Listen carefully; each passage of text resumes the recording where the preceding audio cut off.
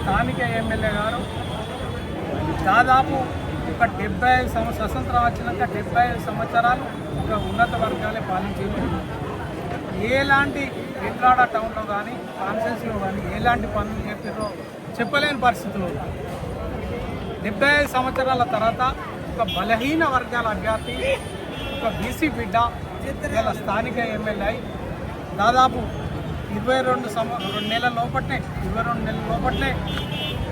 74 కోట్లతోని road వేడల్పు కార్యక్రమం కానీ ఇలా దాదాపు 150 కోట్లు ఆల్రెడీ నిధులు వచ్చున్నాయి.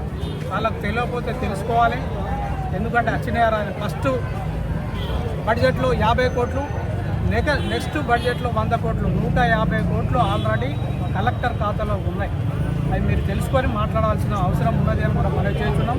దాదాపు దీని ఎస్టిమేట్ ప్రకారం 500 కోట్లతో ముందంజలు ఉన్నది.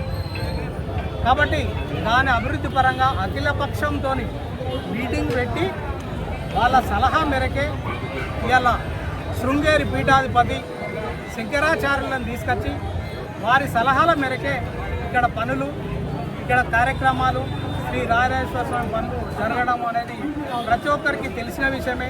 తెలిసి కూడా ఏదో రకంగా బదనం చేయాలి, ఏదో రకంగా వాళ్ళను అడ్జేయాలని అడ్డుపడ్డ విధానం ఆ రాజరాజేశ్వర స్వామి చూసుకుంటాడు అని కూడా మేము మనవి చేస్తున్నాం. ఎందుకు అనంటే ఏ విధంగా చూసినా కూడా ఇలా పీఠాధిపతితోనే వాళ్ళు కార్యక్రమాలు చేస్తున్నారు. పీఠాధిపతి ఏ రకంగా చెప్తేనే ఆ రకంగా ముందట్టుకోతున్నారు.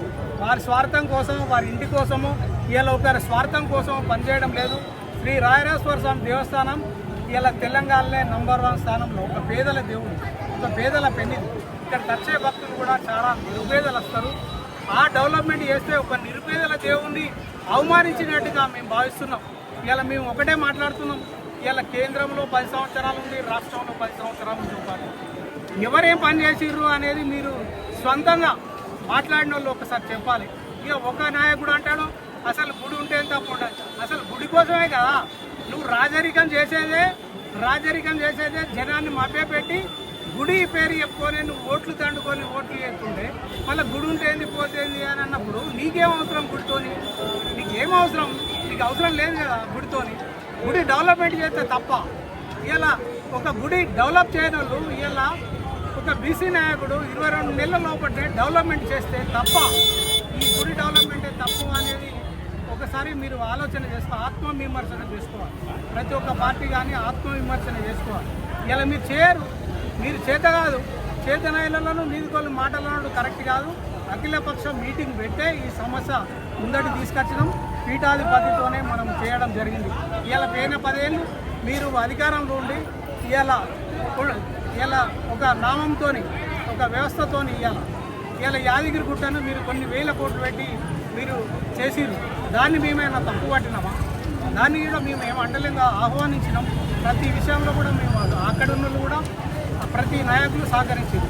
ఇక్కడ ఒక పేదల దేవుడు ఇలా డెవలప్మెంట్ చేస్తే మీరు ఓర్చుకోలేని పరిస్థితి.